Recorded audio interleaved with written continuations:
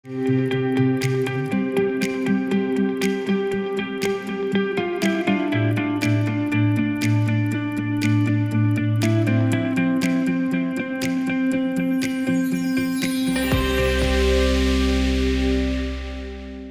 kalau misalnya ngeliat anak-anak muda yang kreatif gitu ya, yang talented kayak gini, gue tuh selalu seneng ya, karena menurut gue orang-orang seperti ini orang-orang yang seimbang antara otak kanan otak kiri, antara suatu hal yang berbau scientific gitu ya, sama kreativitas, ya kan?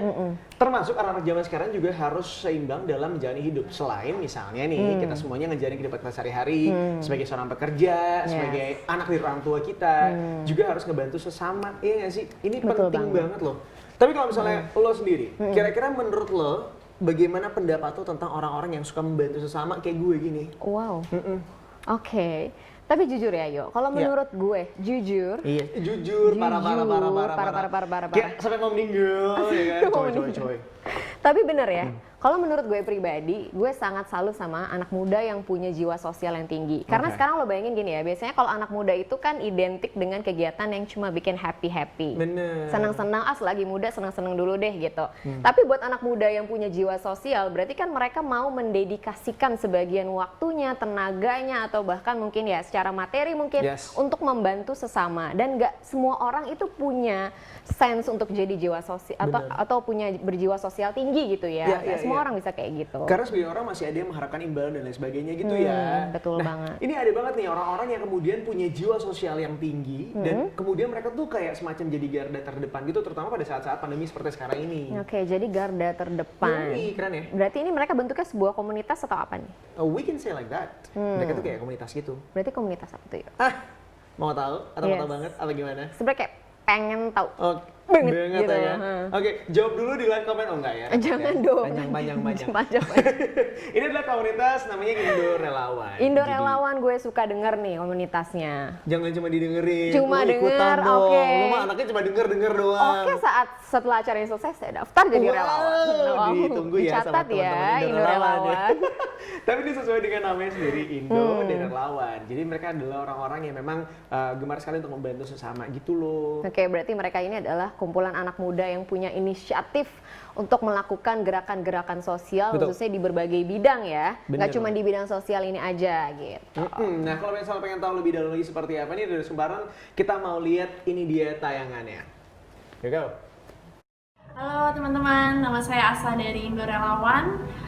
Mau jawab nih pertanyaan dari teman-teman Kumparan.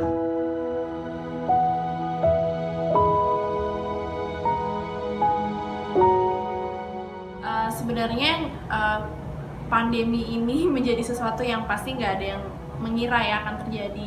Apalagi untuk kami yang bergerak di isu sosial, kami melihat masalah sosial itu, pandemi itu bukan menjadi prioritas dan salah satu masalah yang menjadi dikhawatirkan gitu. Ada masalah sosial lainnya. Jadi begitu pandemi ini terjadi, bagi Nurul sendiri cukup mengagetkan karena sebagai organisasi sosial yang biasa bergerak untuk terjun langsung ke masyarakat, bertemu dengan penerima manfaat, pandemi ini membuat kegiatan-kegiatan sosial atau gerakan sosial itu menjadi terbatas. Jadi ada beberapa juga yang bahkan terhenti. Jadi dari sisi teman-teman organisasi sosial lainnya pasti merasa terdampak karena mereka sudah punya program sosial yang sudah direncanakan, tapi begitu ada pandemi, jadi kami harus mengatur ulang, membuat inovasi lainnya untuk tetap bisa membantu, tapi dari segi di masa pandemi ini.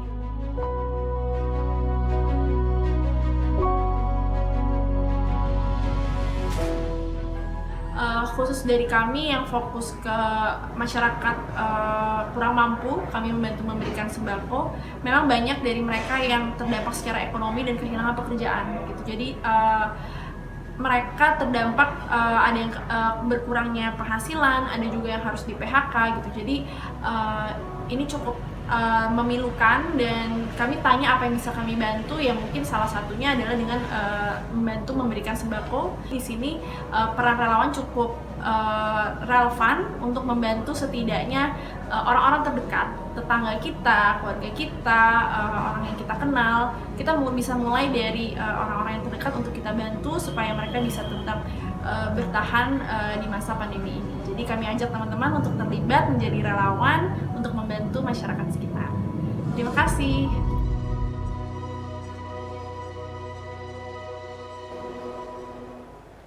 Oke. Jadi fokus utama dari Indo Relawan ini untuk memberikan sembako yo. Sebetulnya memang pas banget nih, karena kan kalau lagi di zaman pandemi seperti ini ya, banyak sekali yang harus mencari nafkah tambahan dan banyak juga ya akhirnya kehilangan pekerjaan. Jadi bantuan dalam bentuk sembako ini tentunya sangat berguna lah untuk sesama masyarakat atau sama teman gitu.